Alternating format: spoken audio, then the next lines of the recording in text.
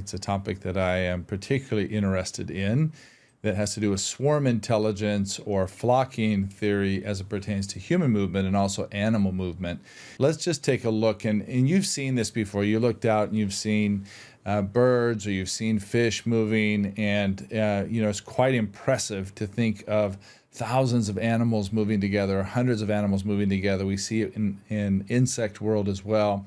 And, they're not bumping into each other so much. At least they're not having accidents and falling down.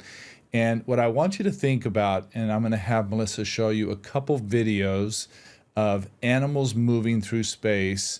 And I want you to be able to think about what do you think is keeping them from having major disasters or accidents up in the air or in the water as you watch this.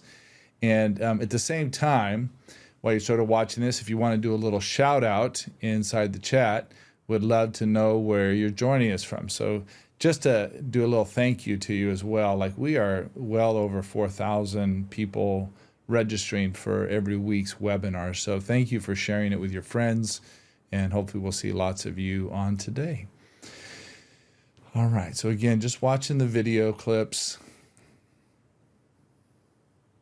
And just make a mental note, because I'm going to bring Mentimeter on in just a minute. I want you to watch a little bit more, but I want you thinking of what kind of rules do you think are being applied inside these animals' little tiny brains and bodies that allow them to move in these formations.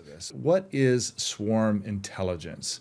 And I want to make something clear here. There's two different theories we're going to be talking about today that are closely tied in how I'm going to apply them to human movement and particularly to group classes. So as I talk about things, let's not get too caught up in the science and theory of swarm intelligence as much as what can we take from it that we can put into our group classes to be able to have more meaningful, better outcome classes that the students and participants are having a really good time. And it certainly makes our ability to teach a successful class a lot easier. So what is swarm intelligence? It's similar to a swarm of birds or insects or a school of fish, which we just watched some cool videos of. Swarm theory has shown that there are individual rules that must be followed to ensure that an animal does not fall out of alignment with the others and can be fluid and agile. So I want us thinking of how do we as swarm intelligence, and I want you to think, like, I was just in the airport this morning, right, flying from Miami up to North Carolina. And I was walking through the crowds, and the crowds are all moving sort of in the same direction. We all want to get to our gate at the end of the hallway. But some people are slow and some people stop, and just dynamically navigating hopefully without bumping into too many people, right? So this image here is a depiction from Scotland.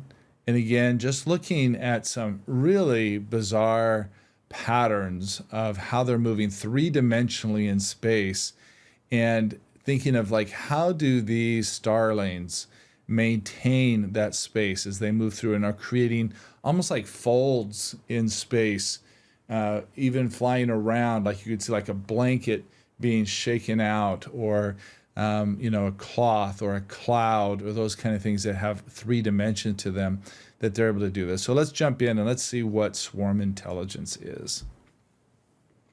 So as we look at this, the flock is clearly a field phenomenon, defined by precise and simple local conditions. And this is where, again, I want to start extracting some really cool stuff that helps us out. Relatively indifferent to overall form and extent. So what that means is that it can move in a lot of different ways. Like if you think of the fish, the school of fish moving around, all of a sudden a barracuda comes in, the school of fish will move around in a way that avoids the barracuda, but they move in such harmony and so collectively as if they were one intelligence, right? And I think somebody had mentioned that inside their answer. Because the rules are defined locally, obstructions are not catastrophic to the whole. So what that means is that the rules exist inside the individual animal, right?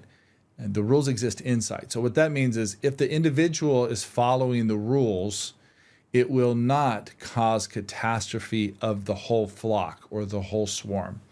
Variations and obstacles in the environment are accommodated by fluid adjustment. So things like phone lines, phone poles, towers, mountains, trees, in the water, rocks, other animals, bigger animals, of how they're able to move fluidly and collectively through that and make those adjustments. More than a formal configuration, the field condition implies an architecture that admits change, accident, and improvisation. I always say that word wrong, even though I played jazz for many years. I started learning about this actually when Lizette, my wife, was in architectural school, and she had a project that was talking about swarm intelligence as it pertains to building structures and to businesses, and that it applies to so many things. There's a whole element of swarm intelligence inside robotics, even looking at how our nervous system works and how movement is and how the nervous system would react to different things, and thinking of how the body could move like millions of animals around things. So I was watching a robot playing ping pong. I don't know if any of you saw this on Instagram, but it was impossible for the human to beat this robot in ping pong.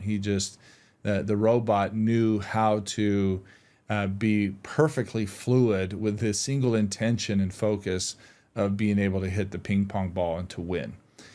So there are many applications. We're looking at the application as it applies to how do we use some of these rules in our classes, right?